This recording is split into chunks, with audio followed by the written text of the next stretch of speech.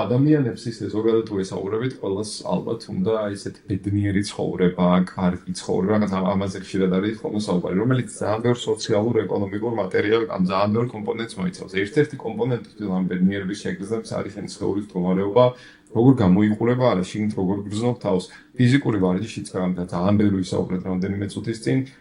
ამ ბედნიერების შეგრძნებების გამომუშავებაში ძალიან დიდ როლს თამაშობს რა და უბრალოდ იმისთვის, რომ ახლაც უკეთესად ვიგრძნო თავი ყოველდღიურად, რაღაც გქონდეს მექანიზმი, რომელიც აუცილებლად ქიმიურ დონეზე უკეთესად მაგრძნობინებს თავს, მაგისთვის აუცილებელია ვარჯიში და ალბათ მესამე ყველაზე ნაკლებ მნიშვნელოვანი ამ წუთას ჩემთვის, მაგრამ ზოგადად თუ საუბრობთ ისეთ საკითხებზე, როგორც არის რავი, თავდაჯერებულობა, რომ რაღაც კარგად გამოვიყურებ, ძალიან სუბიექტური, ამიტომ არ არის ეგეთი მნიშვნელოვანი, თავისთავად აღნიშნავს, რომ ანუ ლამაზ ფიტნეს ფორმაში ყოფნა, რამე რაღაც უნიკალური რაღაც არის, რომ კარგი ფიტნეს ფორმაში ხარ და ამიტომ უკეთეს ცხოვრება გაქვს, ანუ უფრო კარგი ადამიანი ხარ ამის გავს, მაგრამ თავის დამატებითი კარგი კომპონენტი თავის კარგად შეგრძნებაში თუ მოგწონს შენი თავი, ძალიან დიდ როლს თამაშობს და მოგწონს შენი თავი, ასევე დიდი კითხვა არის და ბევრი სამედიცინო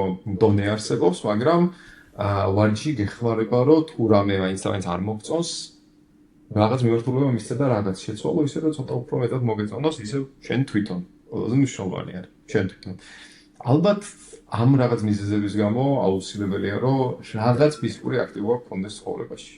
კონკრეტულად რა ნებისმიერს ვიტყოდი ამ ეტაპზე.